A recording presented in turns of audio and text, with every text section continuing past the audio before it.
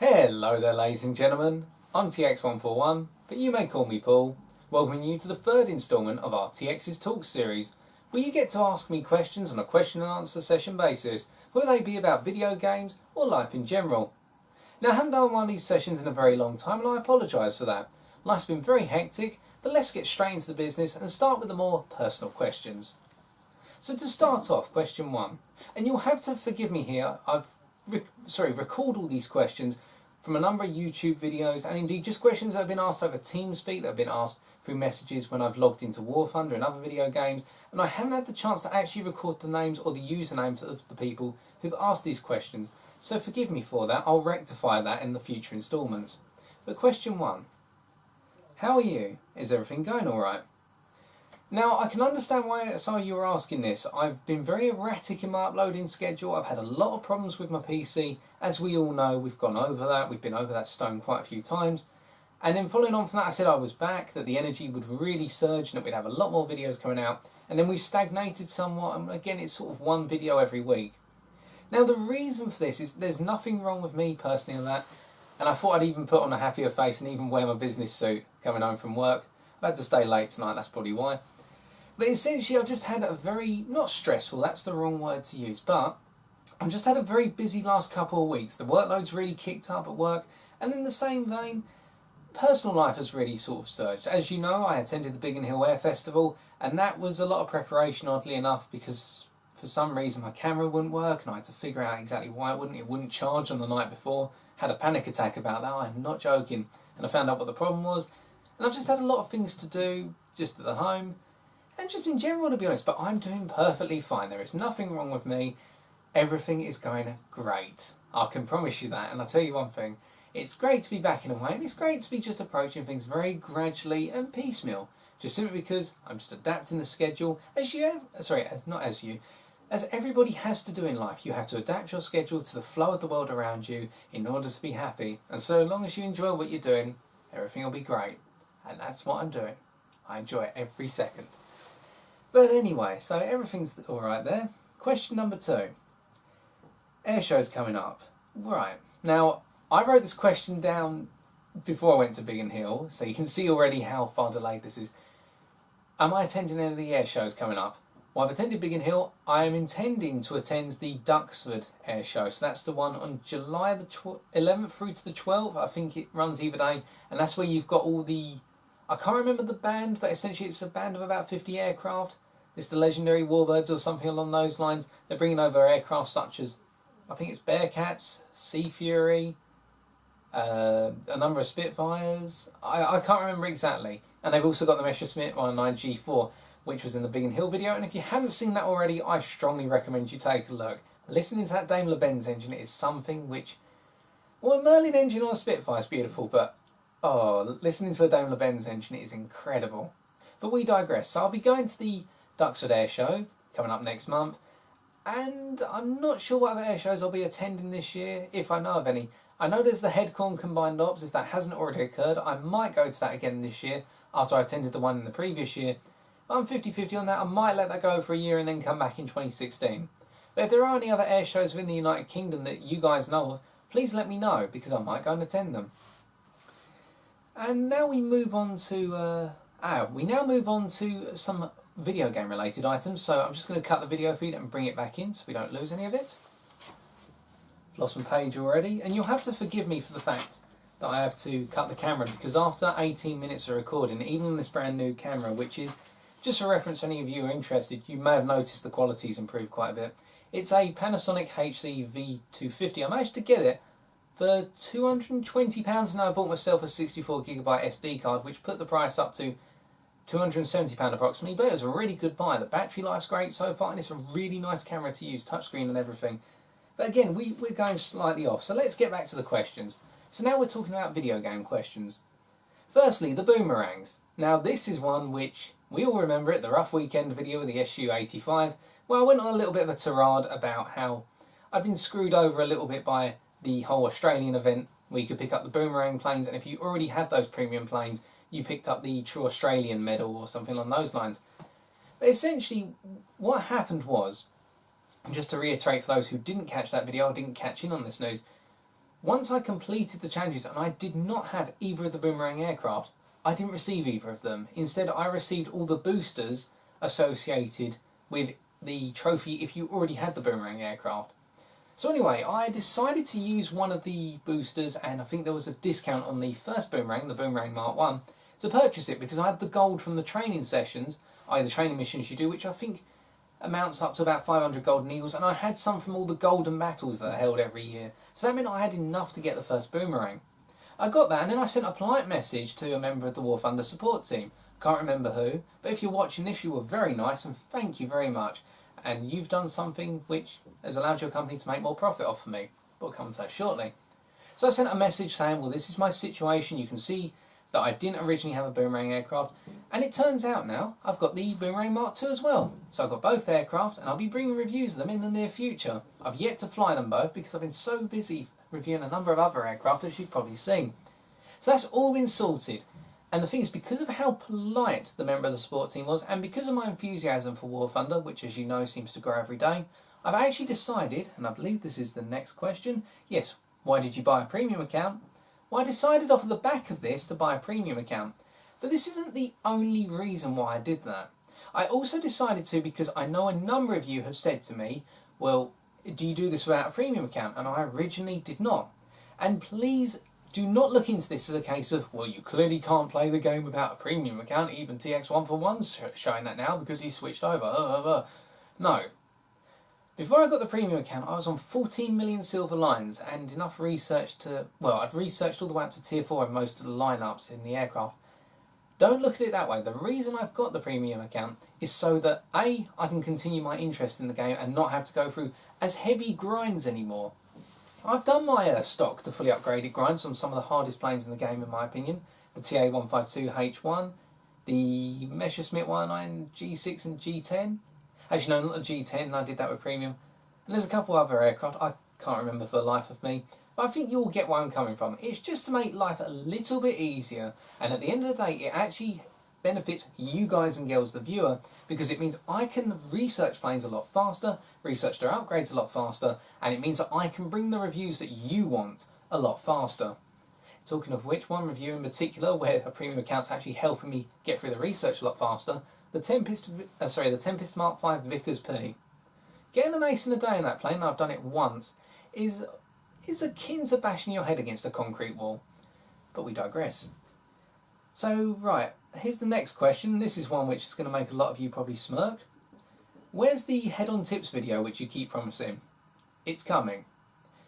I've decided that I need a sort of week off, so I'm going to take a week out of work now, as you do with annual leave. But I need a week to prepare that video, simply because the problem with a tips video, as you may have gathered from the climbing technique, from the, not climbing technique, from attacking the bombers or the stock syndrome videos, it takes a lot of time to put that together. And when I say a lot of time, it takes me on average, it takes me about a week of non-stop editing plane, and then putting the video together in order to get it. And I've got to write a script at first in order to be able to say, right, this is the footage I need, this is what I need to record, and then we can move forward into actually creating the final product. So I'm going to try and line up some time off, and I will use that time off when I'm not out, making up for sort of time with family, making up with time with friends, in order to bring that about. So expect that video to come, I would say, within a month from now. So let's say, yeah, the latter half of July. That should arrive then. If I don't get the time off for whatever reason, I will make it in bric-a-brac stages, but then there won't be any uploads for, say, a week or two, and I hope you understand why. Because the head-on tips video, and I'm doing the head-ons non-stop now and practicing them to be able to bring this video a lot faster, I'm finding it's actually going to be probably a lot easier than I anticipated, especially seeing as I've learnt a couple of tricks on the 1 versus 1 duels. We'll come on to that a little bit later on in this video. And now another question would be, do you intend to review bombers and attackers? Now when you guys ask me this, you ask me in the pretense, or sorry, in the context of planes such as the B-25 Mitchell, i.e. bomber and attacker aircraft which have machine guns or cannons in the nose. So another one would be the Dornier 217E2 or E4. The answer to that, excuse me, a bit of wind there, is yes, I will be reviewing those planes so long as they've got guns in the nose. Pardon me. If the plane's got guns in the nose, I will try and do an ace in the day review of it, but if it's a really difficult one to do, so it might be the case for, say, the B25 Mitchell, I struggle with it, for example. It may not be an ace in a day video, it'll be the closest possible, so it might be 4 kills and about 6 assists or something along those lines. But I do eventually intend to do so. So P3s, IL2s, A20G Havocs, what's the British aircraft, all the Mosquitoes, of course. You'll be seeing those. You'll be seeing a Blenheim review because it has a forward-firing 7.7mm machine gun. I kid you not. You'll also be seeing review. Well, Japanese. Well, I've already started doing those. Well, you get the picture. I'll be doing those reviews as well. So look forward to those. And the final question of today is, if I remember rightly, because I haven't actually written this down. It was on my head a minute ago. Oh God, I've forgotten it. Oh, I've forgotten the question. Okay, I've remembered what the final question is after about 5 minutes of walking backwards and forwards and thinking about it. How did you do in the 1 versus 1 Normandy Aces tournament? And when we say that, I took part in the arcade tournament. Now, I'm just going to put this in a little bit of context. This is the first and most likely the only time I'll take part in the dueling events. Not because I've got anything against them, but to give you an idea, and this is a story told out for how I did, I find that they make me take the game way too seriously. Some of you may have heard me on TeamSpeak, I can lose my temper every so often, but everybody can do that because everyone's a human being. We're not all superhuman and super cool. Even the coolest person will become hot at some point and lose their temper. But essentially, it made me very quickly switch from enjoying War Thunder to literally playing it for the sake of playing it. And when a video game enters that level for me, I no longer play that game. I play for fun, I play for my personal enjoyment. Every time I log on to War Thunder, I log on to World of Tanks every so often now. Or log on to, say, Payday 2 on Steam or things along those lines. I play it because I really want to play it. But anyway, so the first day it wasn't too bad. It was the P51 D5 Mustang, and to be honest, I really think that if they're going to do the 1 versus 1s again, they could pick a plane that wasn't so reliant on people literally loading tracer belts and just spraying and praying and hoping that somebody sets the other player on fire. Now, again, it just depends. It's a different plane every day, but it was frustrating in some parts because all you had to do was literally clip the guy. But that's how it was historically. If you managed to get a couple of shots onto target, that would be enough to kill a pilot, or that would be enough to take down a plane. So I'm not complaining there. But I could see it through a lot of people's eyes, and I even felt a little bit of a gripe at some point. It was just sort of, well, great, I've been hit by 12.7, I've been set on fire, there's no way coming out of this. Even if I manage to set my opponent on fire, I know I'm the first one to die. But in flying the P51, we moved up to about 30th position, so not a bad first day. Then on the second day, the Messerschmitt 19 G10 was available. And this was the plane that I was really looking forward to do in the 1 versus 1s with, because it's a nose-mounted armament unless you load the pods, but then if you load the pods you depreciate the performance of the aircraft in general, especially the engine power and the vertical. And at the same time, the nose-mounted armament means that if you are going up against someone in a like-for-like fashion, so nose-mounted versus nose-mounted, you have to literally directly come at each other. You cannot, say, come off at a slight angle and hope that the spray will cause your shots to hit indiscriminately. So that was really good. It meant head-ons were more dangerous, but at the same time, you could practice your head-ons at distances in excess of 1,000 metres, or a kilometre if you want to shorten that. And there were a couple of instances where I nailed opponents at 1.2 kilometres as the rounds converged at about 1,000 metres, because I judged it and dropped the shells on target. And at the end of that day, after a load of really good dogfights with players who really knew how to use the rudder on the 1-0 line, like myself, well, I personally reckon I can do that rather well, and even some really good turn fighter players and energy fighter players, we moved all the way into first place. And you have to forgive me if you can hear that in the background, that's my next door neighbours. But we moved all the way into first place, which I was really proud of at that point. And we were in first place with a score of 1,560, I think it was, for 20 minutes. Now, I haven't got a screenshot available. Unfortunately, I have to grab that and probably try and tack it in somewhere on a forum board or something along those lines. But it was a really satisfying experience. In fact, I do have the screenshot. I'm telling a lie. But it was just really nice to be able to get up there. And I thought to myself, a couple of hours later, well, I've gone down to 5th place now. Why not try and get back up into 1st, or try and get back up into 2nd? And I ended up getting put up against the 1st place player multiple times. Now, unfortunately, I would have agreed with the system if the 1st place player was the only person on in, say, the top 10. Well, no, 2nd, 3rd and 4th were all online, and so were 7th and 8th. But I kept getting put up against the first place player whilst I was in 5th, and the first place person was incredible. They beat me in every turn. There was no way I was going to beat them, unfortunately. And of course that meant that their score really extended. Meanwhile mine went all the way down to about 20th. And the reason I know is they second in that one line, because I ended up getting put up against them when first place eventually was too far away from me, although I did keep getting put up against first place when I was down in about 15th, which was incredibly irritating. But we digress. So that was the second day in the end. It started off incredibly well and then ended on a bit of a sour note. And then it got worse on the third day because we had access to the Spitfire F Mark 9. And I just couldn't win. No matter what I did, everyone seemed to be using this thing which I've only just really found out how you can do it. Where even if they were in a lower energy state and started off at a lower altitude than myself, they would be able to climb higher than me and stall out much later than I could. And what it is, I found out that if you put your plane at a 60-degree vertical angle or higher, once your plane's on the verge of stalling, it will just gradually flop, level out, and then the nose will drop down and depreciate. Now, that's something I've probably used in the past, and I've seen in videos, and I'm not going to condescend myself here. It's just not something which I've explored actively. I usually, when I sort of stall out at that point, I roll over, I'll try and hammerhead rather than just let the plane's nose do all the work for me. If you get where I'm coming from. I might be completely mistaking myself here for what I normally do, but it's not something which, when I initially thought of it, I went, that's what I do. It was a case of, alright, so everybody's using the same tactic and that's how I'm losing. And to be honest, at that point, I got fed up enough, to be honest, to playing and losing. I was just losing interest. I went all the way down to about 70th or 90th, wherever it was. That I thought, you know what? We were first for 20 minutes. We had our 20 minutes of fame. We'll live with that. And so I walked away at first really angry. I didn't get any golden eagles. I didn't get that special decoy. I didn't get any crazy titles.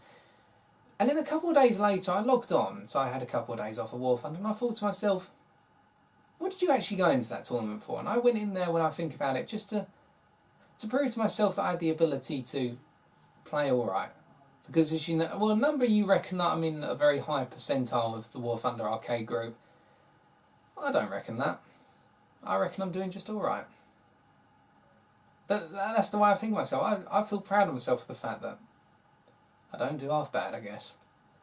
So yeah, that was the 1 versus 1 tournament. As I say, I doubt I'll be taking part again because it's just not my thing. And congratulations to the winners of it. I'm not joking.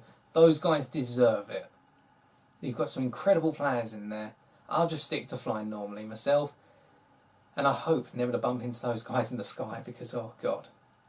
But anyway, so that's the final question of today after we've remembered it. And so, if you've enjoyed this video, why not leave a like, a comment, and additionally, if you'd like to have a question answered in the next video with your name against it, why not leave your question in the comment section below? It's always good. And if you haven't already, why not subscribe? Because we'll be doing these videos on a more regular basis, and also I continue bringing War Thunder videos, World of Tanks, and as of next week, as of next Tuesday, Capcom will be releasing on Steam Devil May Cry 4 Special Edition. Now, I've already pre-ordered it and put the money down. I will be playing that and doing a playthrough as the 3 new characters, so Virgil, Lady and Trish. And if you're interested in that, be sure to keep your eyes peeled because I will be releasing those videos. Not on a major basis, I'll be doing it as non-canon material, but I intend to just bring that in order to bring up a little bit of variation. And also, it's a game I've been waiting for over 2 months now. I had a feeling they'd do it since they did Devil May Cry 3 Special Edition, but I just wanted to be able to say, you know what, I've got that game, let's play it. So, with that out of the way, was there anything else? Oh yes, E3. A number of you have spoken to me about that. There's only one thing I caught at E3, and it's probably the only thing I cared about. Final Fantasy VII Remake. Good job, Square Enix. You're finally listening to people. And with that, ladies and gentlemen, I bid you all farewell, have a wonderful weekend, and as always, keep smiling, and all the best.